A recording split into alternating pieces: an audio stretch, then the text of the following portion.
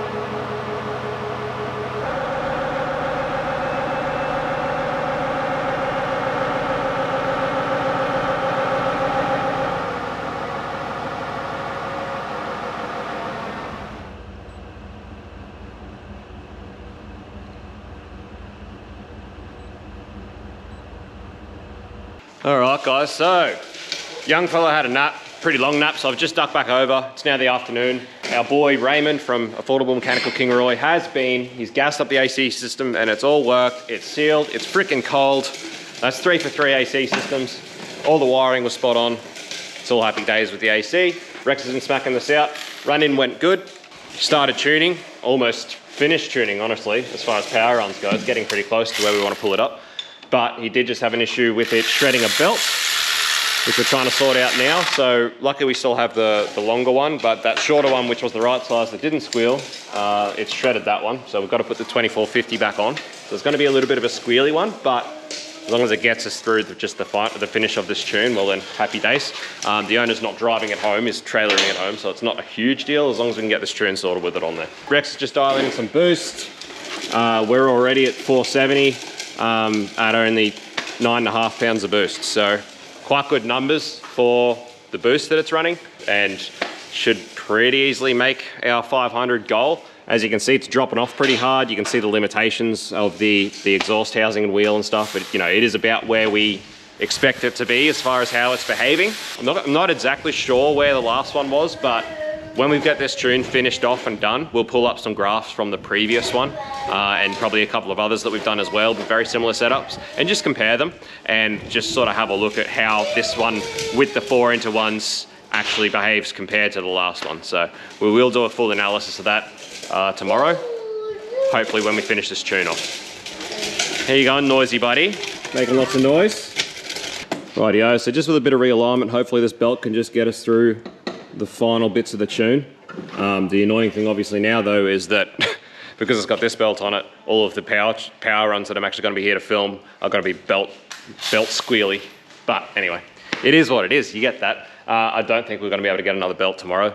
I've already ordered one, but it won't be till Monday. Yeah, Monday, so there's no chance of getting another belt tomorrow, which means, yeah, fingers crossed we can just get us through the rest of this tune and the owner can still come get it on the weekend.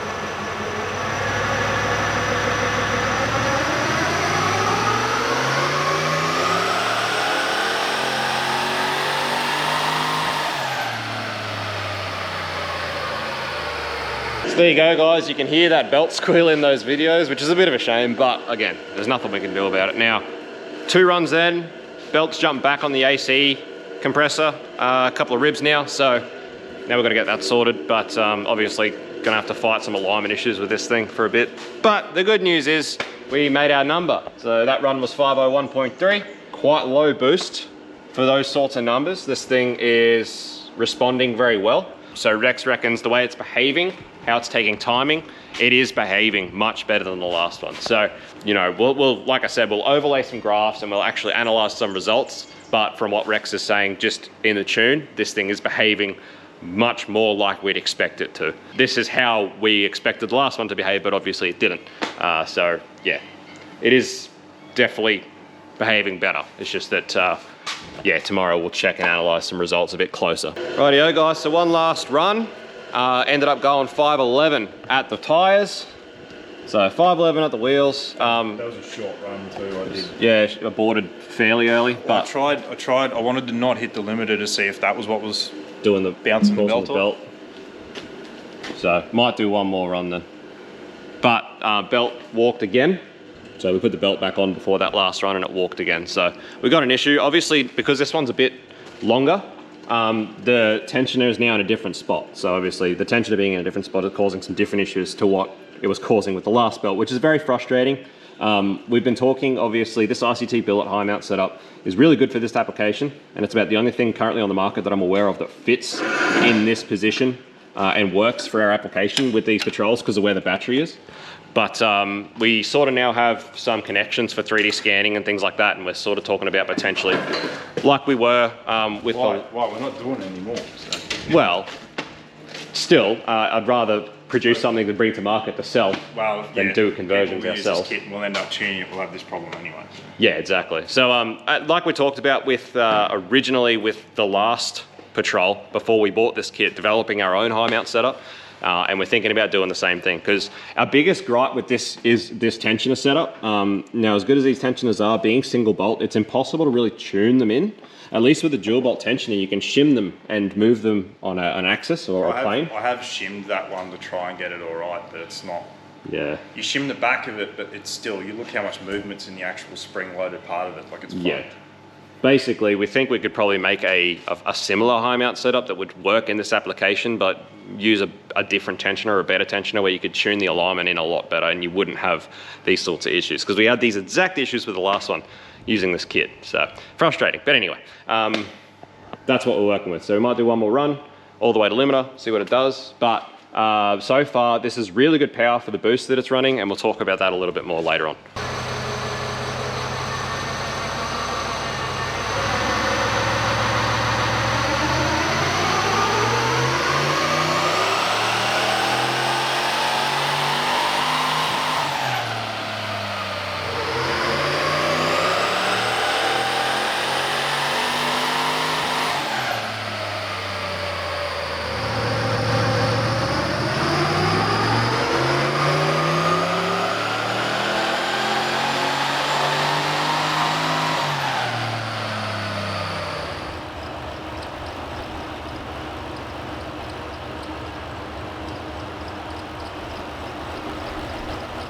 Righto guys, so another 500 plus run at 503. So tomorrow, Rex has just got a bit more cruise tuning and stuff to do. Like I said, a bit more drivability stuff.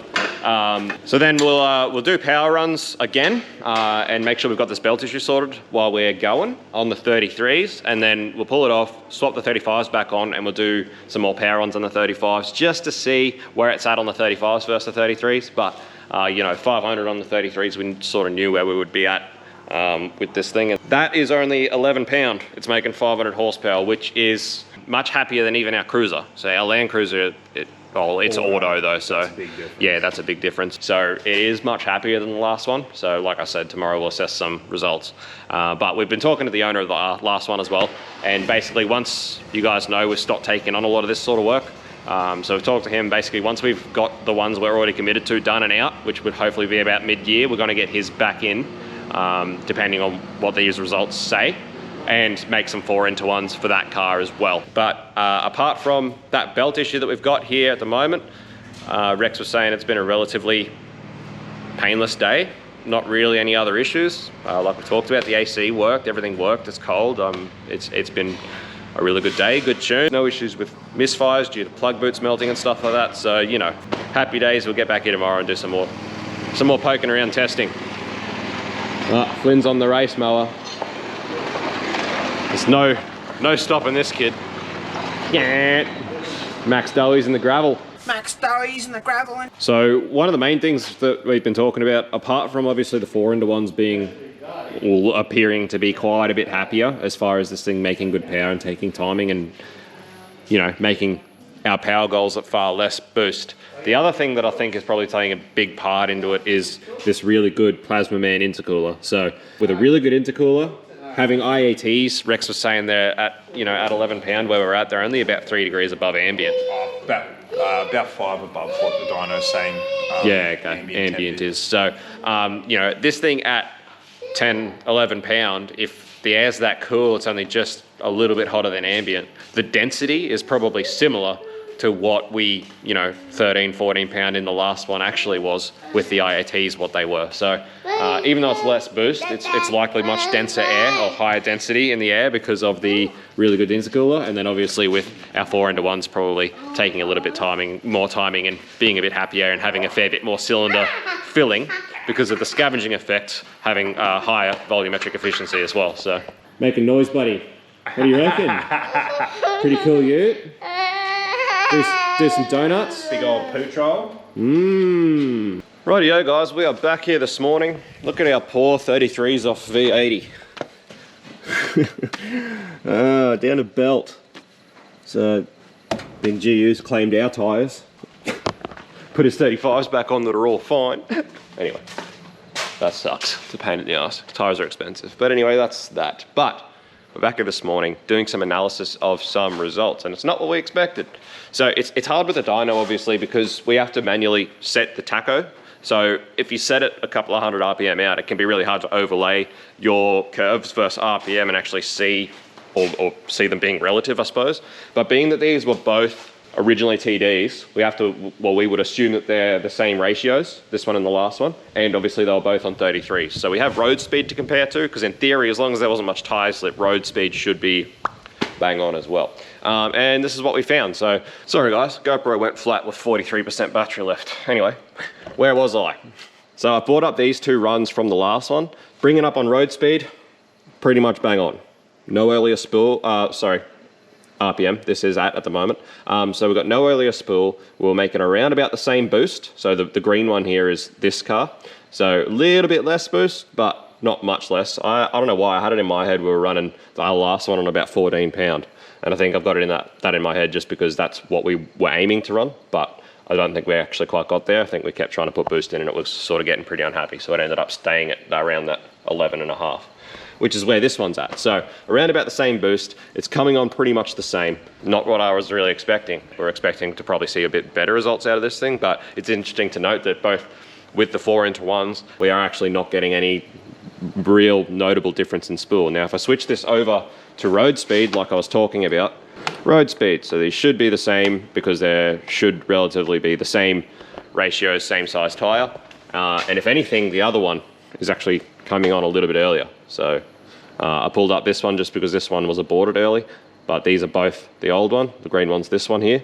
And as you can see, if anything, it's actually the other setup's coming on a little bit earlier. That's just interesting to note that the differences are not what I expected. Obviously, the main thing is that even on that same boost, this thing is making quite a bit more power. And as Rex was saying yesterday, it has been a lot nicer to tune. It seems to be a lot happier and it seems to be responding much more like we'd expect this setup to respond. Whereas the last one, we were surprised at the small timing window. We were surprised it didn't want to, have any more boost thrown at it. We were surprised we couldn't easily get to that 500 mark, which this one did quite easily get to. So there is a lot to be said just for that. But yeah, it is surprising that there's no actual earlier spool time or anything like that. So it is what it is. So like I talked about, we have been talking to the owner of the last one, and once we finish off these builds, we are happy to get it back in here and basically build him some new manifolds, some 4-into-1s. We are happy to do that for him. But yeah, it's going to be up to him basically whether he reckons it's actually really worth it or whether he's happy with the way his car is at the moment. But anyway, that's just some interesting results there.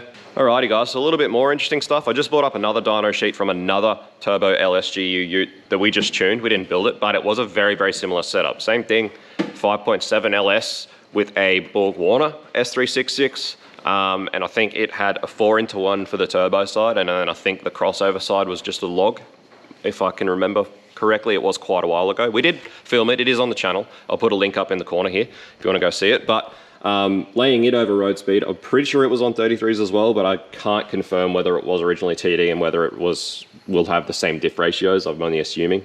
But so it ended up about 500 as well.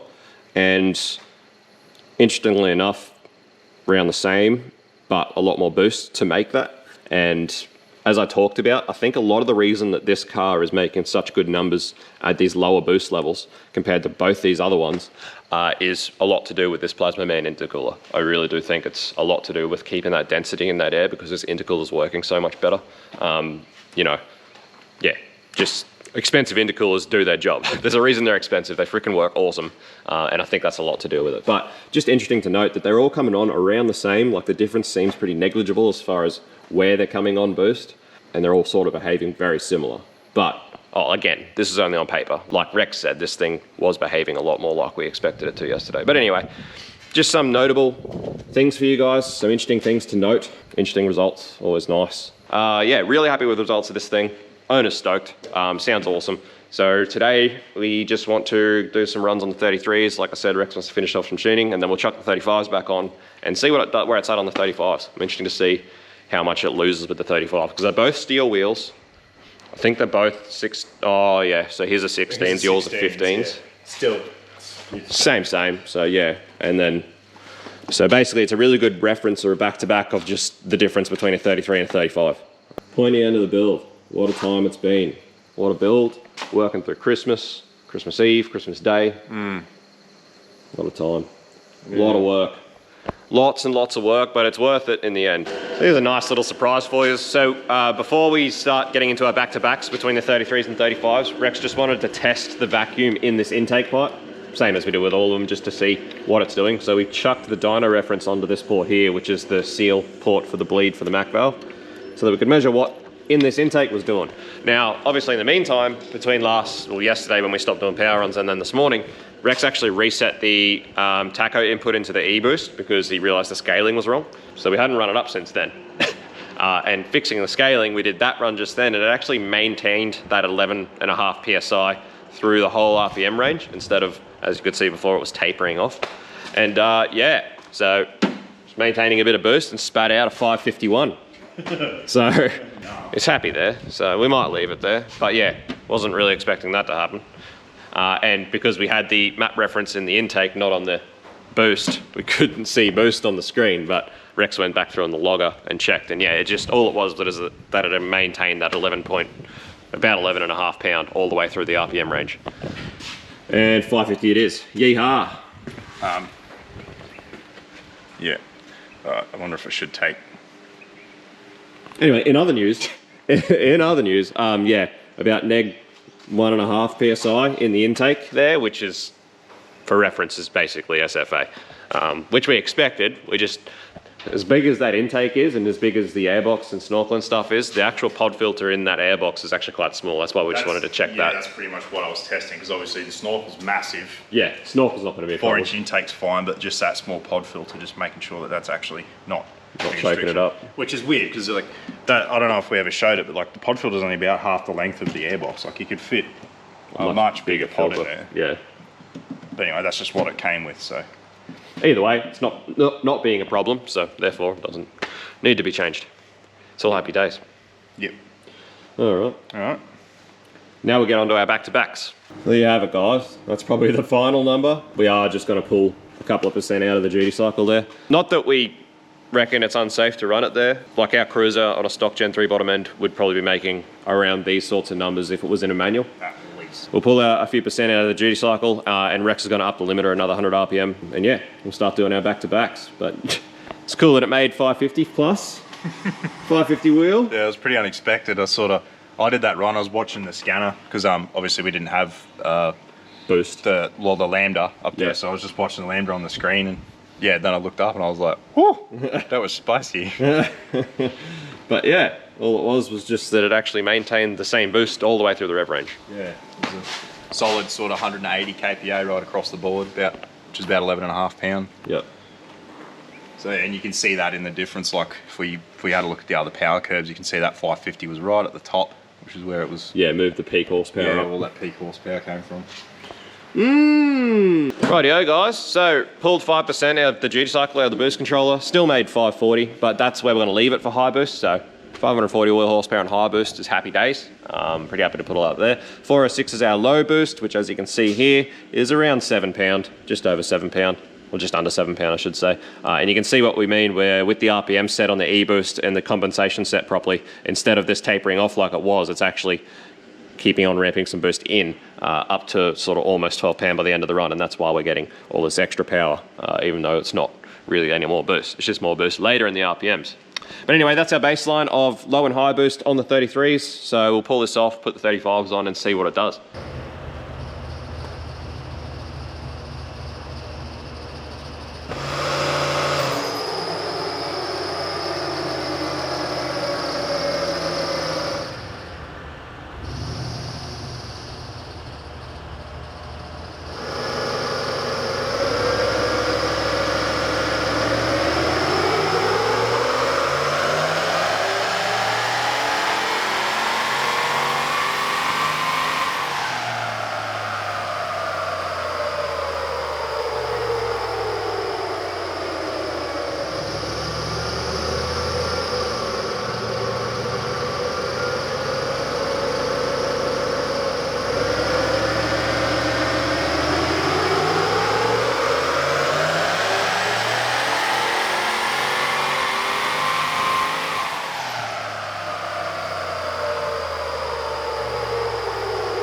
All right, guys, so before we go too much further, I figured I don't think anywhere in this series so far we've actually talked about what cam is in this engine. So I just looked up, I can't exactly remember what cam it was, but just looking at the VCM list, because I know it's a VCM cam, just from memory, from reference, because I don't even think we actually did a build series when we did the engine. I think we might have just not made content of that, which would have made sense. So the cam I'm pretty sure is a VCM 5SC, which is a 224, 232, 580, 590 on a 114.5, so quite a wide lobe. This cam is working great, so happy days. Anyway, we completed our back-to-backs with the 35s. Most exciting thing is we've probably done 7 or 8 runs now since Rex adjusted the tensioner a little bit and the belt has not jumped off the AC pulley, so that's awesome. Hopefully that means our belt issues are sorted. Hopefully when the owner goes to put the shorter belt on once it arrives and the tensioner moves, hopefully that doesn't start throwing it off again. But again, it's just one of those freaking pain of the things that you just got to try and deal with and work out based on whatever belt you're running. So for now, it's working good. Just got that squeal. But anyway, moving on, results from the 35s. So 33s, we had 540 on high boost and 406 on low boost. And on the 35s, that is 490 and 380 respectively. So still an animal to be making 490 at the wheels on 35s. That's pretty wild. And these are 17-inch wheels actually. Yeah, and they are heavy. Heavy. Like I couldn't believe the difference just trying to put them on the car compared to my 33s, which are also steel wheels. Yeah, but they're only 15s. Yeah, it's unbelievable. But yeah, so that's basically where it's at on the 35s, which I believe is maybe how it's going to get left. So like 490 on high boost, 380 on low. That's still pretty staunch, pretty awesome. But yeah, that's basically it as far as the tune goes. It's all done. Happy days. It's coming off the dyno. Owner's probably going to come get it tomorrow. So we've got to cut out his bonnet and get it back on and just do a few other little things. But that's right, I forgot about the bonnet. Yeah, got to do the bonnet. Yeah. But yeah, no, apart from that, it's looking pretty good. Happy days. Yeah. Did you want to discuss those results at all? It's not really the right video. It's just, that's what it is.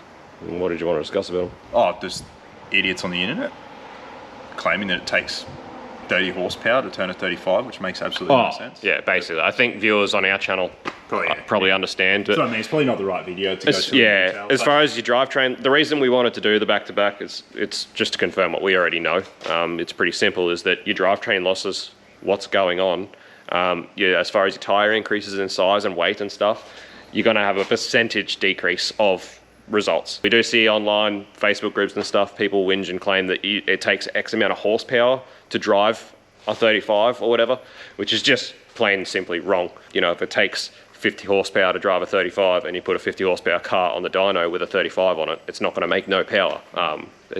The key difference is people say it takes 30 horsepower to turn a 35, which is just inherently wrong. Yeah. Because it takes no horsepower to turn any wheel at a constant speed except what is required to overcome basically drag or frictional losses. Yeah. What costs horsepower is trying to accelerate a mass, which is why this is where people get really confused.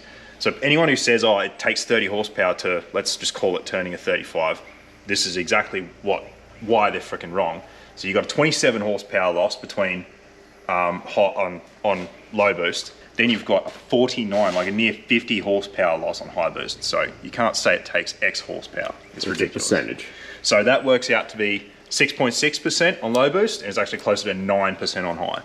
So the more horsepower you're making, the more you're going to lose. Yeah. Anyway, this is not the video to go into any more detail than that. Yeah. It's just get us off the dyno and finish a few things up, and I guess then it will be time to sign off the video and sign off this build after all this.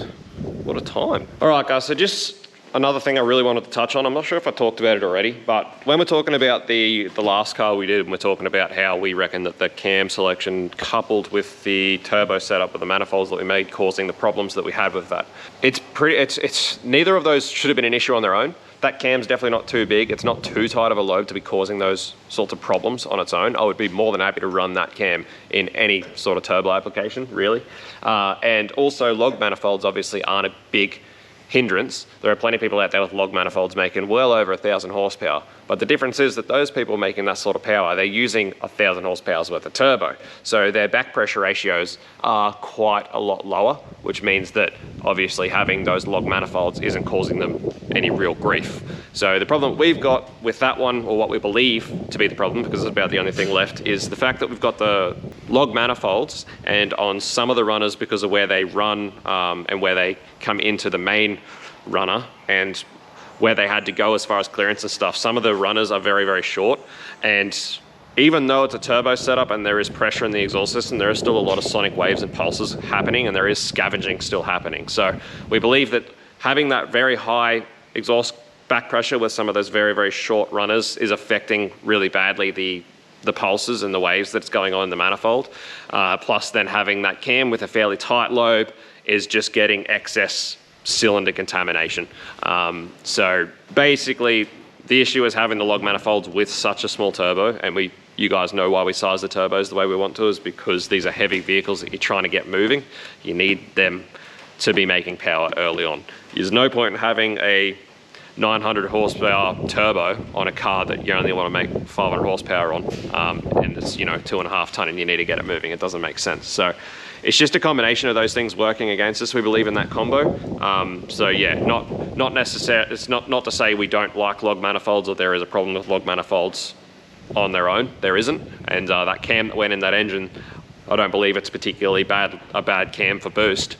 It's just the fact that all those things working together on that car, we believe, is the issue, or why it didn't want that as much timing as it should have. That being said, obviously, by the time it left here, it was tuned correctly and tuned safe, and it was fine. There's nothing wrong with the vehicle, just that it didn't behave the way we expected, and this one has behaved exactly how we expected it to. So that's where we're at with it anyway. Get this bonnet on here, get it out of here. All right, lots and lots of test fits, but we've got our cutout in the bonnet, ready to go. She's ready to go on. While that was still masked up, I sort of sprayed black and all of that, just so sealed it up. Yeah, just so, yeah, obviously so that edge doesn't rust, but just so that when the bonnet's open, it's just black and it looks half decent. So this is hopefully the last fit up, and it stays on there. Yeehaw. Yee! Fire this way. Yeehaw. So it fits well. Would have been nice to leave some of this on there, but this is how far the template was out.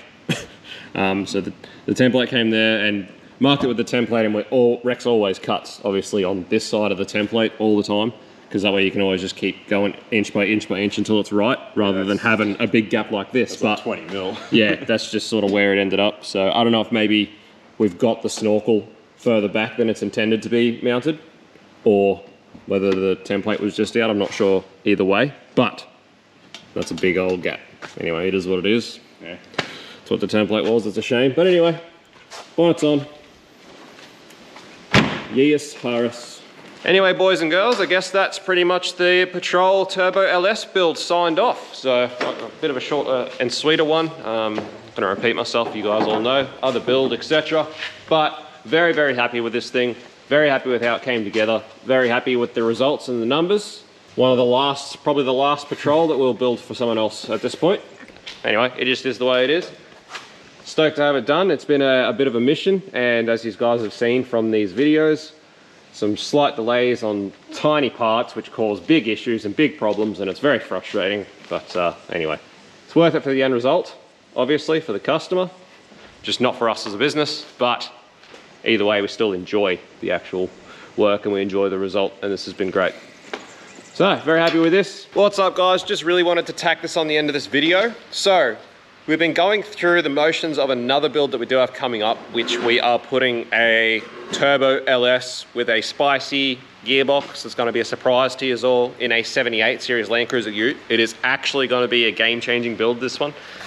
Full-on game changer. But it's been on the go for that long that we actually put the engine together at the same time as we did Bryce's, the last GU Ute that we built. And I was going through some old invoices and stuff, trying to sort out some things, and I realized that the cam in it was not the cam that I had in my head. And going back and checking invoices from that last GU and then going back and confirming with the footage, for whatever reason I had in my head that the cam we put on that thing was a 1247, which is on a 112 LSA, but it's actually a 1270 grind, which is it's like a 222, 227 or something on a 114 LSA. So I don't know why I had it in my head that it was a tighter lobe separation, but it's not. It's actually a 114 lobe separation in that other ute, which is very much the same as what was in that white one that this video you just watched. So like I talked about, pretty keen on redoing the manifolds for that ute, bringing it back, doing some 4-into-1s, seeing if that fixes our issue with the timing and things like that. But definitely not going to bother changing out that cam.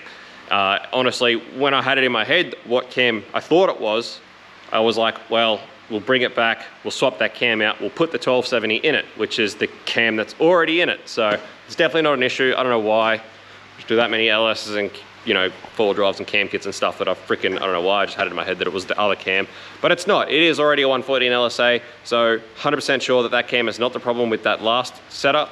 So interesting to see how it behaves with some 4-into-1s when we get it back here and do that. So anyway, that's for a later episode, but I just wanted to tack that on because through this whole series of this white ute, through this whole results that we were talking about, comparing results and stuff, I don't know why I had it in my head that cam in that ute was on a 112 LSA, but it's not, it's on a 114, which is what it should be, which is what we're happy with. So we're not going to change that out. Anyway, guys, just wanted to tack that on before I edit this video and put it out. Thanks for watching as always. Make sure you head to the merch shop, check out the merch, get yourself some entries to win our 80 series giveaway.